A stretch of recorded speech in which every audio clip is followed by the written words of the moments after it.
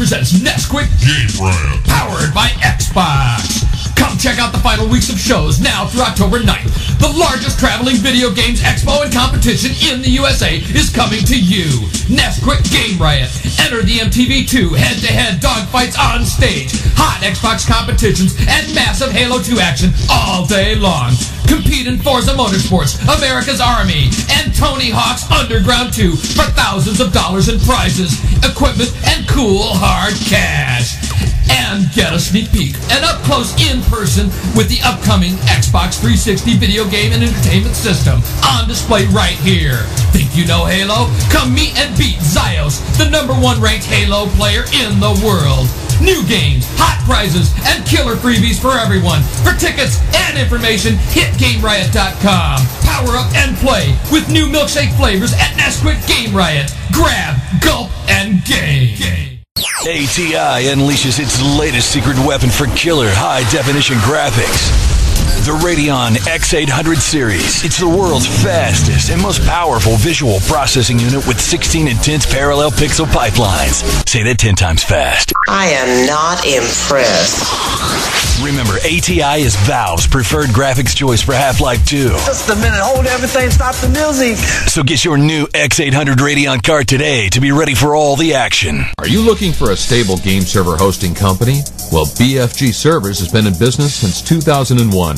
Looking for a game server hosting company with real credibility? Well, BFG Servers is a premier provider of internet gaming, voice, and web hosting services. Are you looking for a responsive, knowledgeable technical support? Well, BFG Servers generally responds to account holder technical issues within 1 hour. BFGServers.com, when size does matter. GameShout Radio is property of GameShout, a company of Red Planet LLC. All rights reserved. Executive producer, Andy Hodges. For live broadcast booking information, syndication, or advertising, email info@GameShout.com. All comments expressed on the show are not necessarily those of GameShout, Red Planet LLC, its advertisers, guests, or syndication affiliates. All music is licensed by ASCAP and BMI. Recordings of this broadcast prohibited without prior written consent. GameShout Radio. The show is brought to you by ATI. Get your new X800 Radeon card today. And BFG Servers. For game server rentals, visit BFGServers.com. BFG Servers, where size does matter. GameShout Radio, the #1 talk game station in the world. And welcome back to GameShout Radio. This is Captain Maverick, your host for the GameShout Roundtable discussion, and we're glad to have everybody with us tonight. We have a very special 1 hour segment that we've got planned tonight, and wait till you hear what's going on. Ladies and gentlemen, we have a piece of history on the show tonight, and, well, let me introduce it this way, as we do with all of our favorite games, with a clip.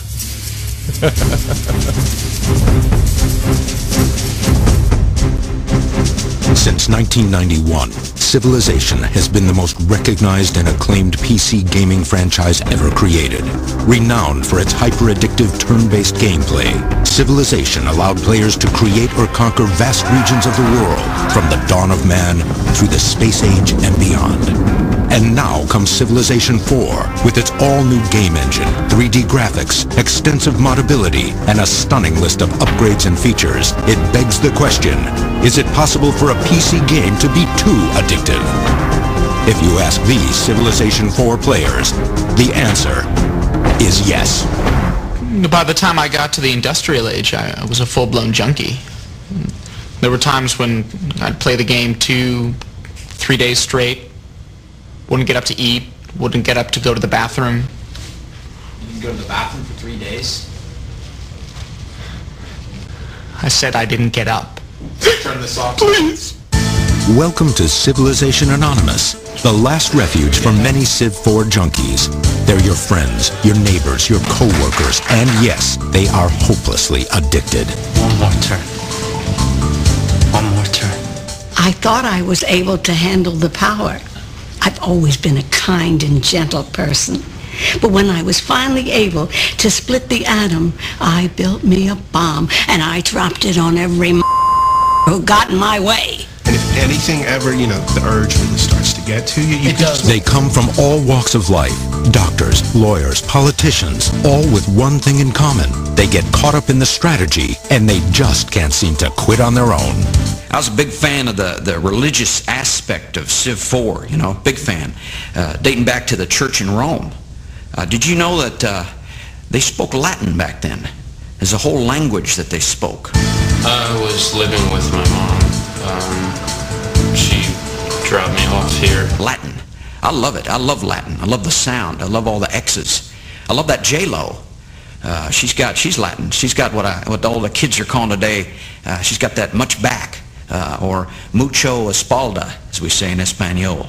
Word on the street is that Civilization 4 may well be the most addictive PC game ever. If you think this will never happen to you, I got ashamed. I feel ashamed. You better think again. Hi, my name is Sid. Hi, Sid. And I'm a Civilization 4 junkie. And so tonight, ladies and gentlemen, let us welcome to GameShout Radio Sid Meier, Jeff Briggs, and Soren Johnson of Firaxis Games. We're really glad to have you with us, guys. Thanks for joining us.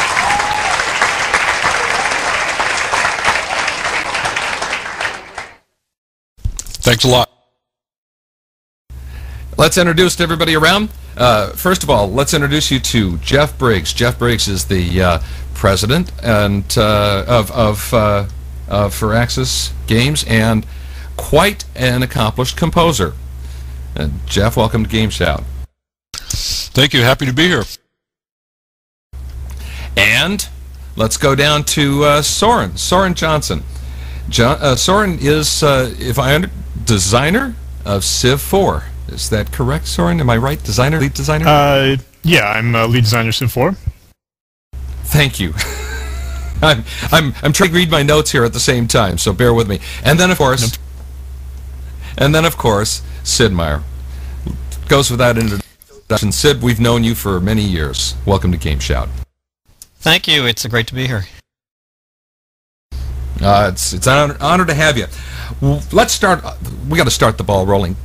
Who wants to introduce the Civ series to some of our audience that may not have played the game? I mean, some weird person out there may not have actually played Civilization. Well, Civilization, as you can probably tell by the Civ 4 moniker, it's a series of games.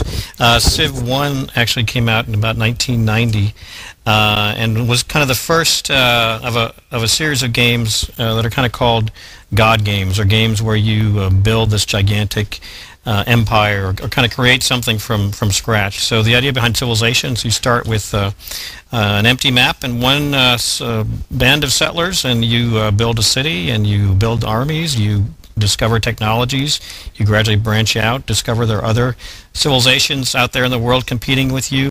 There's diplomacy, economics, military conflict, and by the time a couple of hours have gone by, you're into the 20th century and developing spaceships and tanks and all sorts of cool stuff. So it's kind of a fun romp through history, and you get to be the king. That's what it's all about. And but I'm telling you, I played. Now I have to admit, I'm guilty. I haven't played a lot of Civilization. What I played was a lot of the old flight simulators, and I followed, for example, Gunship. But we'll get to that later. One of my staff here is been a Civilization fan since the get-go, and been following your work for many years. I want to introduce you to Soulrift.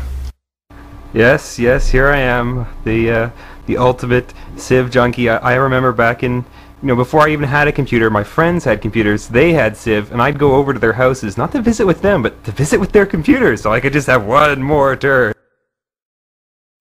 One more turn. One more turn. Oh, that was great. That was the old days of Civ, and then, Civ 2 came out, and a lot changed between the original Civ and Civ 2. Well, Civ 1 was, I think we had about 200 colors to work with, and low screen resolution, one channel sound, and we did the best we could with those resources. Yeah, it was still pretty good. I mean, right around the same time as Civ, there was one of my personal favorites, which was the original Railroad Tycoon. But actually, Railroad Tycoon was, in a lot of ways, the inspiration for some of the ideas in Civ. I mean, Railroad Tycoon kind of was the first time we combined some economic stuff with some operational stuff and kind of mixed it all together in a game where you actually built something. At that time, most games out there were about blowing things up and destroying things. So Railroad Tycoon and Civilization were some of the first games about actually building something up. And we found that was almost as much fun as blowing things up. So we kept doing it. Yeah, I mean, Almost. that was...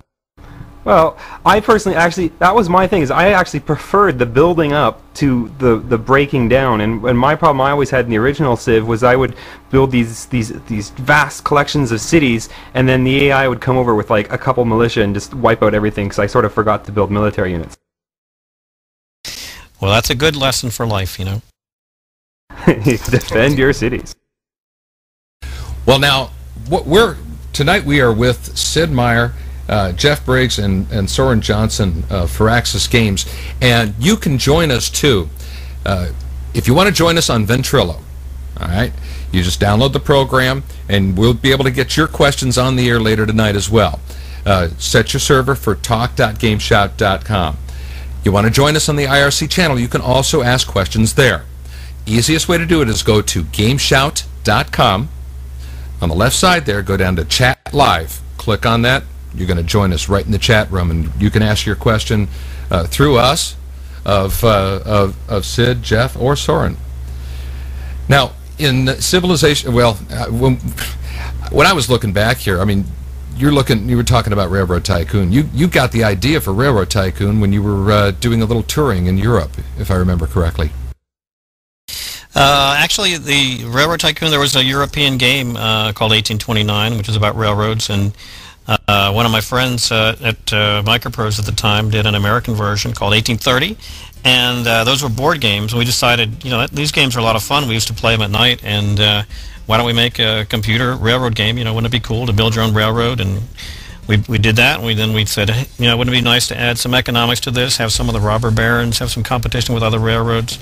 Like most of our games, they start with kind of a simple idea, and as we're playing and developing, we add more things, and it gets funner and funner until the game is done.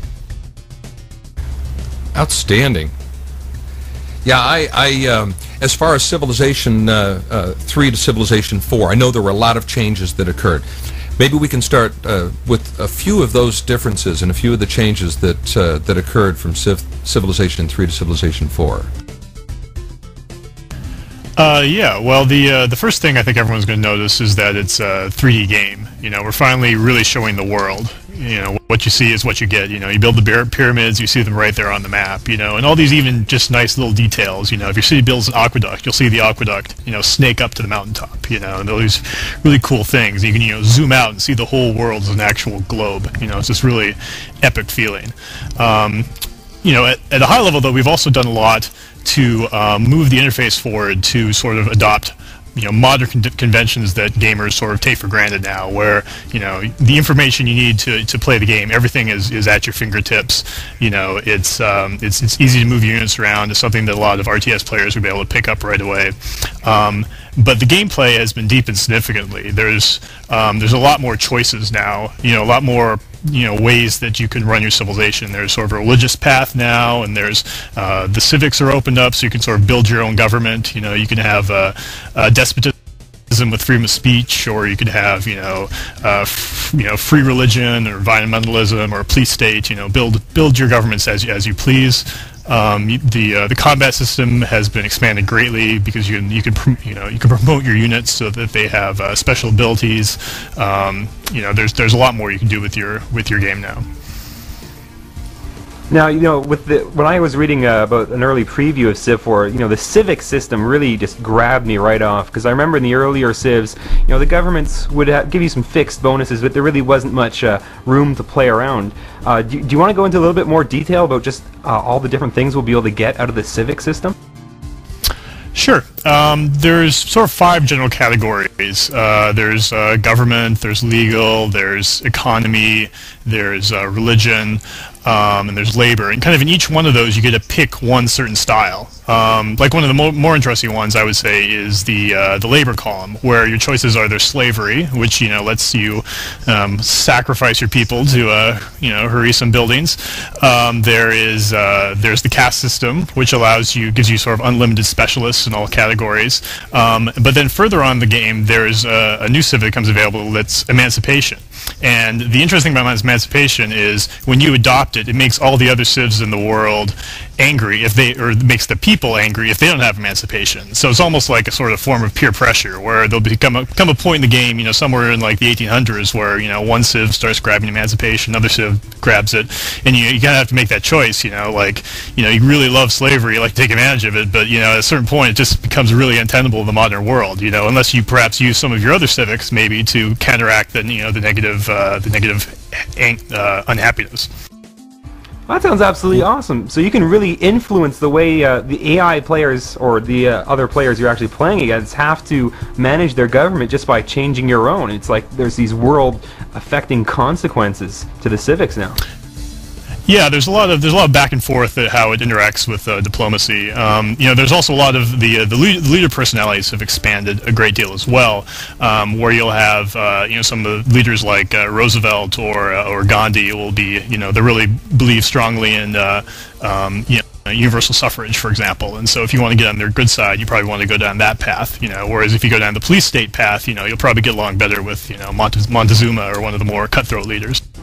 So can you still create your own custom nation, custom leader, like in the old games?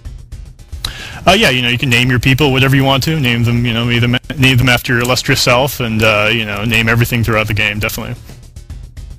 Awesome. Now, what about these advances in the combat system? Are we going to see something like the prototyping from Alpha Centauri? Well, it's sort of inspired by Alpha Centauri. I mean, I think everyone recognized that the unit workshop in Alpha Centauri was this really cool feature, but I think a lot of people were very intimidated by it. So in Civ 4, what we've done is there's probably about 40 different types of promotions you can get in the game, and there are everything from regular combat bonuses to bonuses attacking cities, or bonuses in forests, or use enemy roads, or you can heal an enemy territory, or you can heal other units faster. All these really cool special bonuses, and it basically follows sort of an RPG system, where as your units fight and they start winning, you get experience points, you can go up levels. Each time you go up a level, you get to pick a new promotion. So it really allows you to specialize your units and kind of have your city attackers over here, and have your special bombard units over here, and have your your pillagers, the guys who go behind enemy lines, over here, and you get really attached to these specific units. Oh, I definitely love that. I mean, I love those role-playing game systems. I remember when they introduced heroes in World of Warcraft 3, and everyone's like, oh yeah, we got heroes, it's like role-playing game. Well, so that means you're actually going to be able to keep those units, like those militia that you build right in the very early ages of the game. You'll be able to keep upgrading them and promoting them until they're like ultimately powerful spec ops units sometime in the far future. Yeah, I mean, they can carry all the way through. It's kind of it becomes a sort of an interesting balance, because it's interesting to see people play. They'll play the first few games, and they'll be like, oh, this is great, start promoting their units and doing things with them, but eventually they're like, wow, my level 6, my level 7 unit, he's so powerful, I want to be careful, I don't want to lose him, so it's like, do I use him, or do I hold him back, or, it's, people often, have these sort of balancing act of how best to display their, take use of their best unit. That's outstanding. Now, we're getting some questions in from the IRC channel now as well, so if you have a question, feel free to join us. Go to GameShout.com, click on the chat live, and you can join us in the IRC channel. One of the questions here is, will you be able to look at the computer AI, at what the computer AI is doing as you're playing along? If not, will the replay be able to show what happened not only in written form as in Civ 3, but also actually show what has happened by actually replaying the events and us being able to see exactly what the AI did? Okay, it's a question. Well, let's turn that into an answer then. There's a replay in at the end of Civ 4, and in fact, we actually save the replays. So when you go to the Hall of Fame at the end of your game, you can look at all the different games you play and watch the replay again. They're pretty high level. They show you the mini map, and you see the borders spread and the cities found, and you see great people appear, and you see civs wiped out, and that type of thing. Civ 4 is an extremely moddable game. You know, people will eventually going to be releasing the source code for the game and the AI source files, so people can basically create their own, you know, their own AI however they want it to play the game. And because of that, it's very important that we allow some debugging tools for them. And among that is allowing people to turn off the fog of war and watch how the AI play. You know, look why they make certain decisions or this or that. And a lot of our players really are taking advantage of also the fact that they're able to use the city governors and the automated workers. We put a lot of time into making it, you know, we've grabbed some of the best Civilization players around the world, brought them into a private play session for the game, and we just kept working on these AI elements until they were good enough for these players who actually want to use them, you know, which is a tough challenge. Now, I mean, when I played the Civs, I always hated those little governor guys because they'd never build the cities exactly the way I wanted. I guess I'm kind of obsessive-compulsive about putting things exactly the way I want. Now, we don't have to use he is helpers, do we? Really. Yeah, well, that's why we have players. Yeah, it's all optional. Everyone sort of has their own level of you know how deep they want to go, and for some people there really is no comparison. You know, they would only define a successful AI if it did exactly what they said, or you know exactly what they expected, which of course is impossible. Right. Now, on the topic of AI enemies, will there be a lot of customization? For example, if players want to play against a more passive AI or an AI opponent that sets different goals rather than military domination, will we have those sort of options in setting up our games? Yeah, when you set up the game, you can specify things like whether you want an aggressive AI or not, whether you want sort of randomized personalities, and the leaders themselves all play very differently. You know, Gandhi is going to play the game very differently from you know, Alexander the Great or Napoleon or you know these other guys who are going to be are going to be invading you at some point. So you'll really you have to play about 4 or 5 games before you get a sense of how all the personalities play out. But the leaders play very differently, and everything that determines what an AI personality is actually stored in an XML data file. So, you know, if you want to create your own type of personalities to, you know, experiment with the AI to see, you know, if, you know, this one type of combination would work, you're free to do that as well. Oh, that's pretty sweet. So eventually we could sort of create our own ultimate nemesis. And I guess if we couldn't in AI, we could always try to find another player to do that. How's multiplayer doing in Civ 4? Well, multiplayer is doing great. Multiplayer is something that we set as a real high priority for Civ 4 from the very beginning. In fact, we were playing multiplayer games in Civ 4 a year and a half ago, almost 2 years ago. It's something we set out that we want to do right at the very beginning of the project. It's kind of a neat advantage to get multiplayer going right away because you can actually test out the gameplay features immediately. You know, because if I come up with this cool idea for civics or religion or whatnot, you know, you don't really see the ramifications of that until you have time to program an AI, unless you have a multiplayer game working, in which case you can test it that afternoon, you know. So we've been playing multiplayer games for a long time, and the thing that we found really makes Civ work, which is something we've never done before in a Civ game, is really focusing on team play, co-op mode, which is, you know, basically that, you know, if you have 6 people who want to sit down, play a game of Civilization, the best way to do it is not necessarily a giant free-for-all. The best bet is probably just have, you know, a 3-on-3 game, you know, and you want to provide extra game rules that make that an even more enjoyable experience, where teammates share line of sight, they share technologies. If one guy builds the pyramids, everyone shares the effect, that type of thing. Oh, that's what I've been looking for in this. I mean, the multiplayer aspect, it's what makes the replayability of a game. Oh yeah, I mean, you can never expect exactly what a human's going to do, and then you know, those strategies build on each other. You know, like, oh well, he did this last game, well now I'll do something a little bit different. You know, it's fantastic. And also for the co-op, because you can play off your friend's strengths. I know with me and my friends, we always get together in like a LAN party, and one guy always wants to do, you know, just gather resources or just, you know, make money and then leave the military to the other guys. And so now we can sort of coordinate like that, can't we? Oh yeah, absolutely. I mean, in fact, it's almost beneficial to like have, you know, pair up a builder with a warmonger, so to speak, because you might have one guy who picks a leader that's really good at building wonders, and he'll stick in the back and focus on those. Where you have a guy in the front who makes sure that everything's protected and gets all the important strategic resources. That's a big important new thing. I mean, a lot of builders would never ever play multiplayer before, because if you're in a free for all and you're a builder multiplayer Civ, you're going to lose. I mean, that's just the end of it. But in the team game, it's totally different. Yeah, oh yeah, exactly. Now, one of the things I've always wondered, when I was playing was Civ, is because the other kind of game I really like a lot is these massively multiplayer online role-playing games. And I always tried to think, what would a massively multiplayer online Civ be like?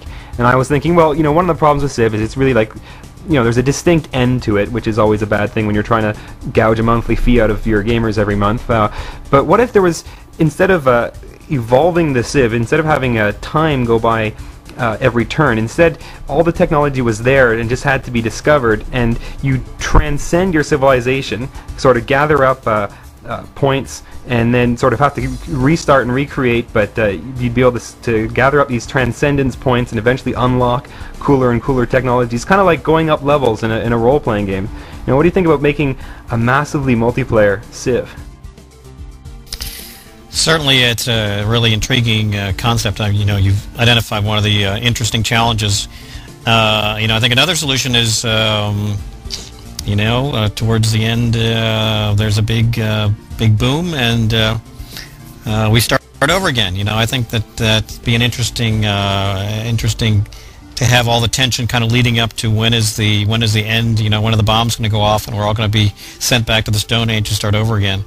But I think certainly Civ would be an interesting topic to approach with kind of a massively multiplayer point of view. Soren's talked about how we really have discovered how much fun cooperation is, and cooperation is certainly a key aspect of the fun of a lot of the massively multiplayer games. And I think we've got a better handle now on how people would play, how multiple people play Civ, and how to make it fun to have humans playing together in a Civ game. So to extend that to the next level, to the massively multiplayer, would have some interesting questions, but certainly very intriguing idea. Well, another question from the IRC channel from Sniper Devil is, what will the naval units be like in Civ 4? Are they going to be different than in previous civilizations? Well, the naval units in Civ 4, they're going to be following the traditional Civ units. You have your simple your galleys, your caravels, and galleons early, and eventually you'll get to carriers and submarines and the battleships. I would say one of the big differences, though, that makes the naval combat a lot more important in Civ 4 is, first of all, you can basically shut down someone's production in the ocean if you sort of blockade them. Basically, you move your battleship next to their city. Suddenly, they can no longer work their water tiles. And another big thing is that resources that appear in the water now can be harvested. So your whales, your fish, and of course most importantly your oil can actually appear in the water, and you can build fishing nets on those. You can build offshore platforms. And so now there's really something to fight over in the water. There's important points you need to defend. If you're getting all your oil from your water, that is your weak spot. You want to make sure that the AI can't take that out. Well, we're going to get back to more of your questions as soon as we come back after the break. Tonight, we have a special GameShout Roundtable 1-hour special. We are with Sid Meier, Jeff Briggs, and Soren Johnson of Firaxis Games. And we're really excited to have you guys on. We're glad you were able to join us. We are going to take a quick break, and as soon as we come back, we're going to get a few questions from some of you. Now, we want you to join us in the IRC channel. You can join us by going to www.gameshout.com and click on the chat live. And you can also join us in Ventrilo. This is where we want you. We want you to come in here and ask your own questions too. And if you get on to the IRC channel, ask Teeg. He's going to tell you how to get into Ventrilo, because I'm going to be giving away 3 games tonight. Civilization 3 to the 3 best questions. I'm looking forward to it. I love to give stuff away, especially good games. So you guys hang on. We're going to be back with more GameShout Roundtable right after this.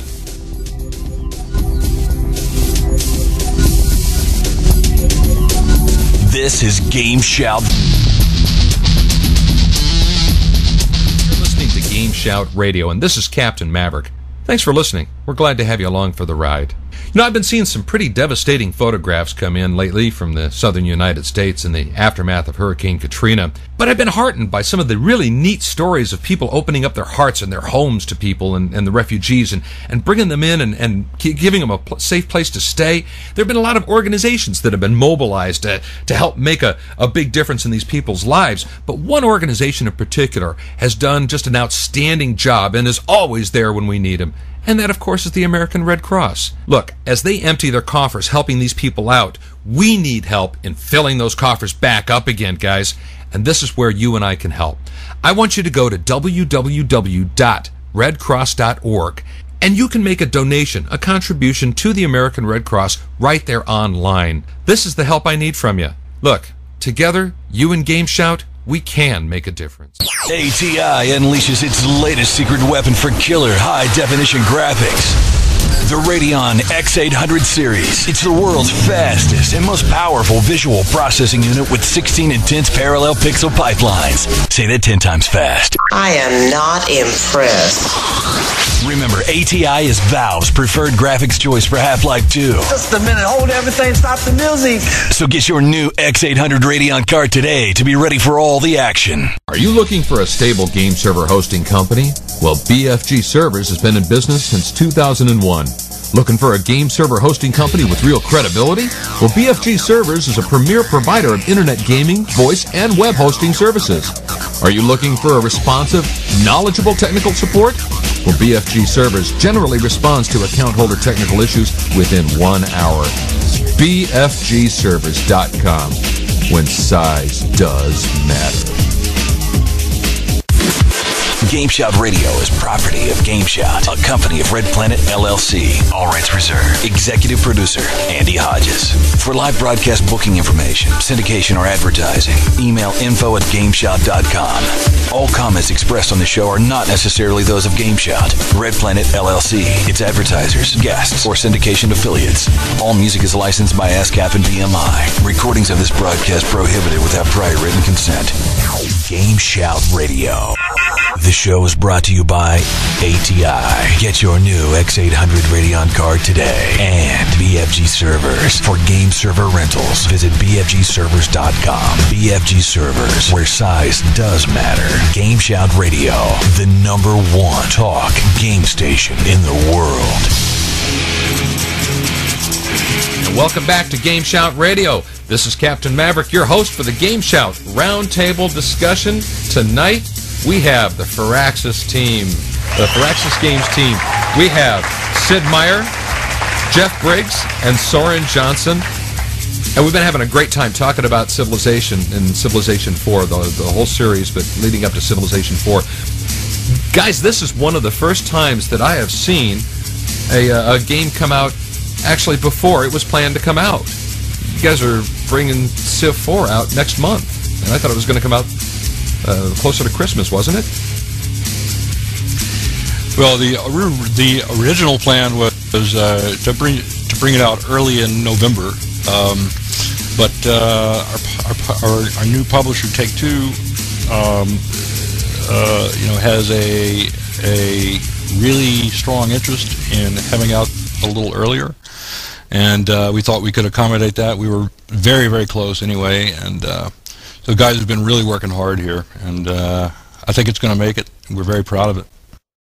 And it takes a lot to be able to tighten up that time. I understand. And the game this entailed this with this much. I mean, this game has so many different aspects and angles to it. I mean, it must be a developer's nightmare to try and put something this detailed together. Well, it is a huge game about a huge topic. Fortunately, we have people here at Firaxis who have worked on many Civilization games in the past, and we think we really understand the game fairly well. Soren has done a great job this time of gathering a lot of people from the outside to help us in the development. I think we had, I don't know, Soren, hundreds of testers out there, right, helping us. Yeah, there's at least 100 or so. Yeah, we've really leaned on the fans for this game. They've been absolutely irreplaceable in giving us feedback on what the AI is doing, how they like this feature, how they like that feature, and they've lobbied us many times like you've got to change this, and they often end up being right. So it's been really important to have them involved. Yeah, I have to add that we have always tried to pay very careful attention to what the fans say, but it's never been as easy to do as it is now. Thanks to the internet and the new technology that we have. Back in the day, like when we were developing Civilization 2, for example, it was very difficult to get direct feedback while we were in development. Now it's really quite easy, and we're really trying to take advantage of that. And those guys have really helped us, make the progress that we've made so far. That's excellent. And it's nice. One of the things that we see as a gaming community and understand, the staff here, we've got Andy and Josh and Soulrift and myself, Vicious. We're gamers. First and foremost, we're gamers, and that's how we got into this business in the first place. And that a lot of companies don't listen to the gamers, but really, it's the company that stays in touch with the gamer that's going to be the most successful in this business, I believe. It's my own humble opinion. Well, I agree with that. And I think the Civilization series is a perfect example of that. I mean, it's been around since 1991, and it's continued. The fan base is continuing to expand, and I do attribute that a lot to the support and the ideas that we get from fans. You can't have a franchise like this that has grown so much in terms of depth of play and etc. over the course of the years without a lot of great feedback from the fans. Oh, I agree. As a matter of fact, we've got another question from a fan here, Sonic X. He says, "Why an end to MMG? Just include more technologies, infuse it with a master of what's this? Orion 4? What's that? Oh, Masters of Orion. Master Orion. Excuse me. Yeah. Right. That was an old. Right. That was an old. Well, there was an old Microprose game called Masters of Orion, which a lot of people viewed as Civilization, sort of in space. So I guess that's what he's referring to. We sort of did that with Alpha Centauri. The idea of adding more technology. It gets more and more difficult to come up with reasonable technologies far into the future.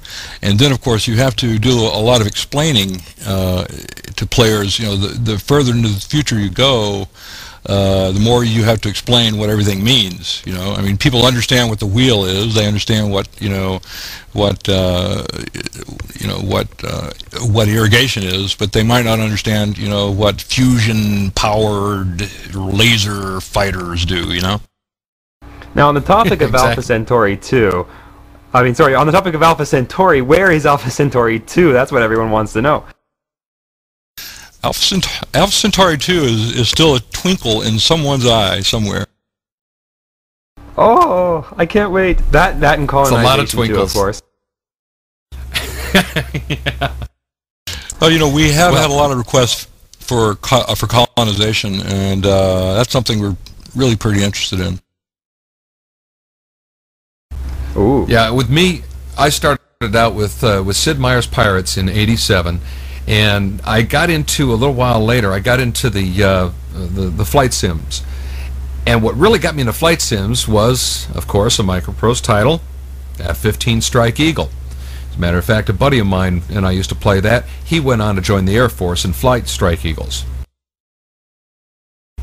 Then I came back into F-19 Stealth Fighter back in '88, and well, of course, then there was my very favorite in '97. We went to Gunship because I'm a chopper pilot. I love choppers. Those were games that were a lot of fun to develop. In those times at Microprose, my partner was Wild Bill Staley, and he was an Air Force guy, and he was very enthusiastic about flight simulators, and we tried to make them a little more realistic, a little deeper, a little more strategic, more fun to play, and I think really those are some of the first kind of real strategy games on computers, and they came with the manuals that were 150 pages, crammed with information. And in a day when most people were playing console games or arcade games, I think we kind of broadened the audience for computer games and maybe made them safe for grown-ups to play. So we're proud of a lot of those games we did back in those days. Oh, I agree. As a matter of fact, I heard a story about you and he sitting around in a club playing some video games, and you kicked his butt and said, "Yeah, I can do this better." That's the story about how Micropro started. Bill and I were in Las Vegas and attending a conference, and we were wandering around and happened upon the Red Baron video game, and he sat down and racked up a couple hundred points, and I sat down and I racked up a couple thousand points, and he said, "How could you do that? I'm a fighter pilot. I'm a fighter pilot. You can't beat me. You're just a programmer." I said, "Well, I looked at the game and I kind of figured out the algorithms, and it's more than just reflexes, buddy." And so he said, "You're pretty smart. Let's start a company," and the rest is history. The rest is Microprose, and yeah, history. I flew a lot of the old titles and played around with a lot of the old titles, but when we get to Firaxis, then we get to some of the even more fun things that you guys got into, in Gettysburg and Antietam. I love Civil War. Civil War history was a big thing when I was cop back in Atlanta. It's been a topic, I think, that we've been kicking around for some time, and it really got to a point where the technology could kind of bring the battles to life. We got to show hundreds of soldiers and cannons and terrain and everything on the screen at one time to really kind of bring the battles to life we wanted to. And about back in the late 90s, the technology got to the point where we can do that. And Gettysburg is still kind of one of our favorite games, I think, in terms of multiplayer and some really bringing an exciting period of history to life for game players. Yeah, I can tell you a story about Gettysburg. When we were developing that here, that was the first game that we did at Firaxis. At that time, we were probably a company of about 15 people, and about every afternoon around 3 o'clock, the company would just basically shut down because we would all be playing multiplayer battles of Gettysburg, and we'd play for hours. And that was really a great game. I wish somebody would bring that back someday. You know what I'm saying? Oh yeah, that is awesome. Now, while Mav's always been a big fan of, Civil War, military stuff, I've always preferred this sort of science fiction and fantasy stuff. One of my favorite Civ clones was Masters of Magic back in the days. But I got a question for Sid. What was it like doing the Magic the Gathering game for Microprose? That was quite an interesting experience. I mean, it's a fantastic game, and trying to find a way to kind of turn what's essentially a multiplayer game into a single-player game was a challenge. It's kind of the reverse of what we're doing now with Civ, is taking a single-player game and making it multiplayer. But whenever you take an idea and put it on a computer, it's a lot of fun. There's a lot of challenges. You really have to recognize the different medium and how to exploit it, how to really get the most out of it. But I work with Richard Garfield and the team at Wizards of the Coast, and they really have a great idea, a great game, and it was kind of fun to find a way to put it on the computer. Well, I've got a couple of questions here from a couple of listeners, and we're going to get back to the Civilization 4 questions here. It looks like first I want to welcome Nate DeGrando to GameShout Radio. Welcome, Nate. Hey, how's it going, guys? How you doing, Sid? Doing good. Well, Nate, you have a question. What's your question? Yeah, my question is, how will the United Nations want to work in this game? Well, the UN is something that I think we've always wanted to expand on in Civ, and I think Civ 4 is the time we're taking sort of a big step forward with that. There's a diplomatic victory, which is also still tied to the United Nations, but we've also introduced a number of UN resolutions. There's probably about 9 or 10 of these, and these can be everything from a free trade agreement, which opens the borders with every civ in the world, or a nuclear non-proliferation pact, or a single currency, or freedom of speech for everyone, or global emancipation. But basically, if you're voted in as Secretary General of the United Nations, you can put these resolutions forward, and then every civ in the world votes on it, based on their population, and you can sort of use the UN as a diplomatic tool to sort of force other nations to adopt certain policies that they might not want to otherwise. Awesome, that's what I want. Very good. Not that happens in the real world ever. Oh, of course not.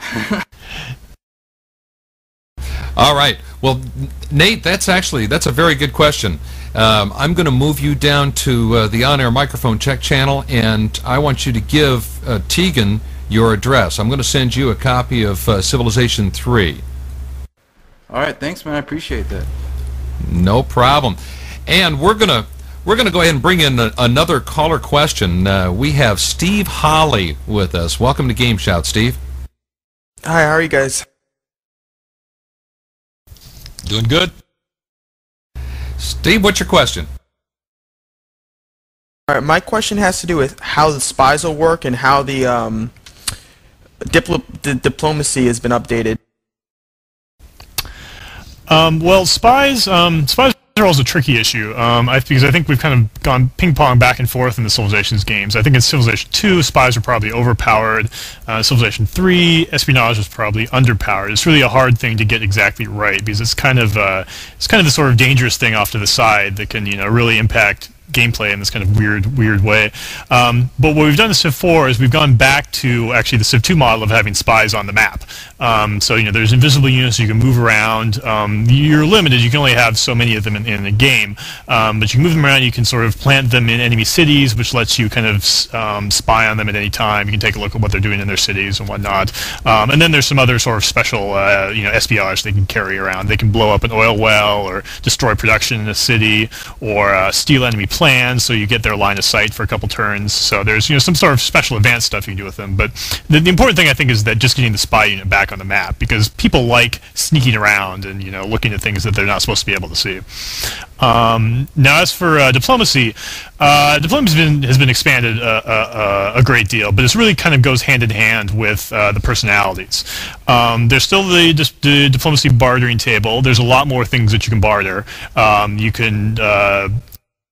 You can negotiate peace between two other parties. You can try to convince someone else to adopt a certain civic or to adopt a religion. But most importantly, the AIs are much more attuned to their own specific interests and agendas. Some civs really care about what religion you have. Some civs really care about your civics. Other civs just follow whoever has the most money. And at a certain point in the game, oftentimes you'll see the AI sort of split.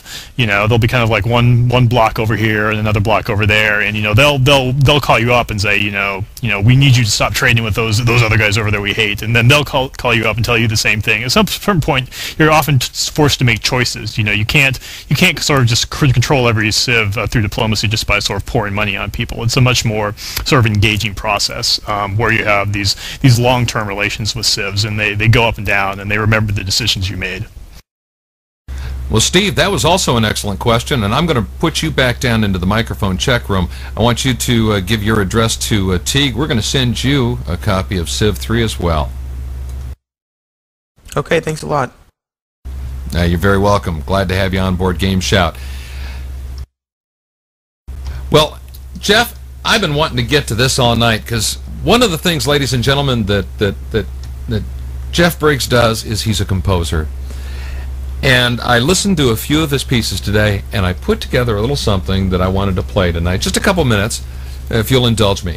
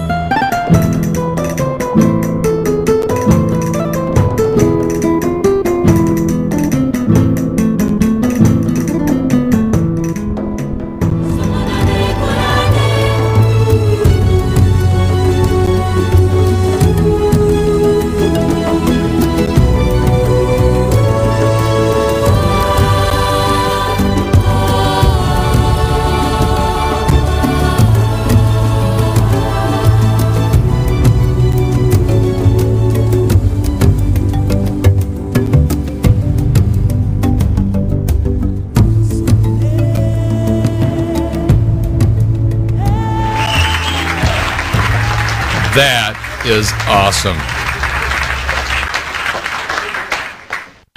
Well, thanks a lot. For the sake of full disclosure, though, some of that music is mine, and some of the music is from other guys that work here at Firaxis. And the last piece that we heard was from a guy that we commissioned. I think he lives in San Francisco, Christopher Tin. So I did write a lot of the music in this game, but I've had a lot of help too. We have 2 other fine composers here on staff. Nobody ever does it alone, do they? But it really is excellent work. And what other games have you done music for? Which one of the? I mean, it's like all the games they have. You've got a captive composer, don't you, Sid? Well, just about every game at Microprose the first game that I wrote music for at Microprose was Sword of the Samurai, and just about every game after that I wrote the music for. I wrote a lot of the music in Alpha Centauri. Unfortunately, being an executive now, it's more difficult to find the time to do it. I'm lucky this time around that I've been able to carve out some time to work on Civ 4. It's really a pleasure. Excellent. Any new projects that you guys are working on right now? Anything that is not quite?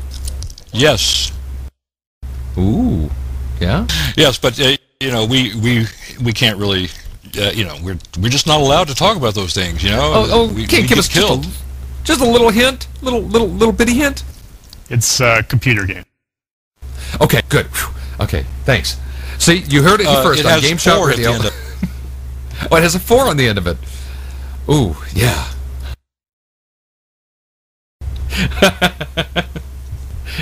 Thanks. Excellent. Go ahead, Soulrift. You were going to say something there. Yeah, well, I'm just wondering what you guys think the next trend, with these next generation consoles coming out with all their fancy hardware. We've been doing a lot of talking about that on the tech show. And, do you think computer gaming is just going to get left behind with this next-gen revolution? We certainly don't think so. I mean, there's a lot of technical innovation going on in PCs and things like that. I think a PC is still a more powerful platform than even a 360 or a PlayStation 3. But we're certainly seeing a lot of great games coming out both on consoles and PC, and we're seeing a lot of overlap, a lot of convergence, a lot of good ideas from consoles are being used in PC games, and a lot of ideas from PC games are being used in console games. It's fascinating to see turn-based gaming coming back on with Nintendo and the handhelds and things like that. So a lot of the game ideas that we've been working on for years really still have a lot of life left in them. Pirates is a good example. A game idea that we first put together 20 years ago. Now it's coming back on the PC and the console. So I think we see a lot of opportunities in console gaming as well as PC gaming, and one really doesn't have to be you don't just have to play games on one platform. I think a lot of us play PlayStation games and Xbox games and PC games, and the fact that there's so many good games out there on all platforms, keep us going back to the computer store for that next game. So I think it helps the entire industry when there's great games on all sorts of platforms. So what about porting a game like Civ 4 to the consoles or even a handheld device? I can imagine sitting around the office playing Civ 4 on a PlayStation Portable, for example. Any plans to do something like that?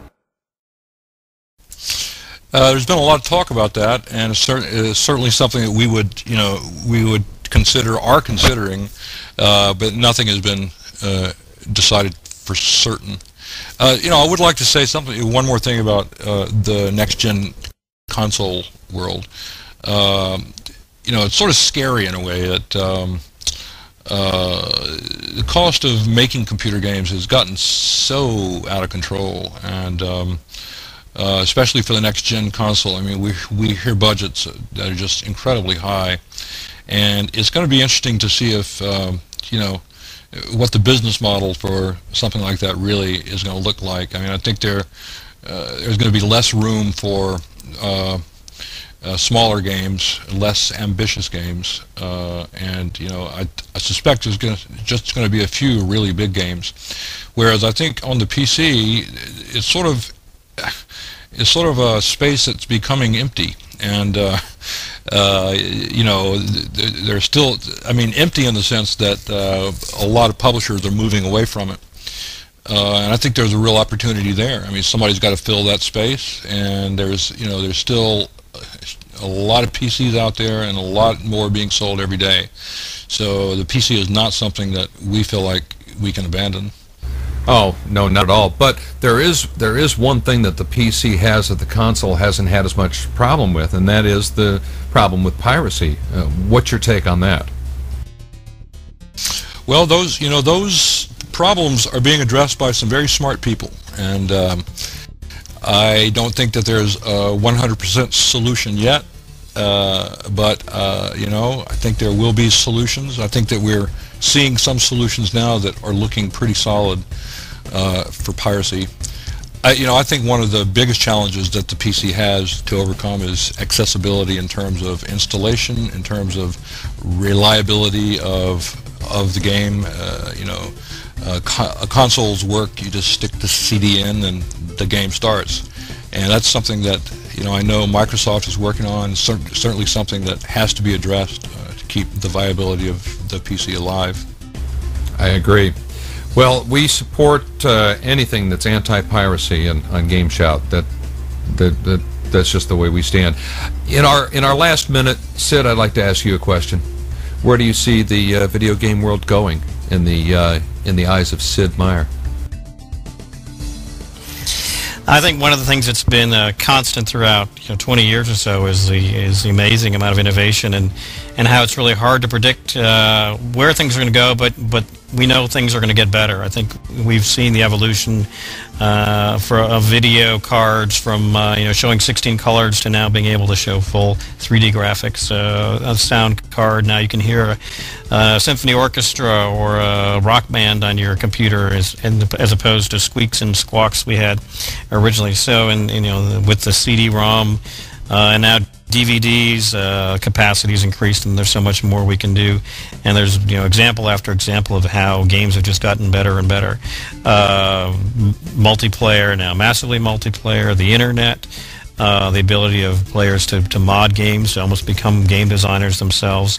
It's just become a richer and richer experience for players, and I think that we expect that to continue. The industry attracts, so many people want to be part of it, want to be game designers, want to be developers, so we're attracting a lot of great talent because it's a lot of fun. It's a fun job to do, and I think that only bodes well for the future of the industry. So I'm looking forward to it. And certainly does. This is GameShout Radio. You've been listening to GameShout Roundtable with Sid Meier, Jeff Briggs, and Soren. This is GameShout.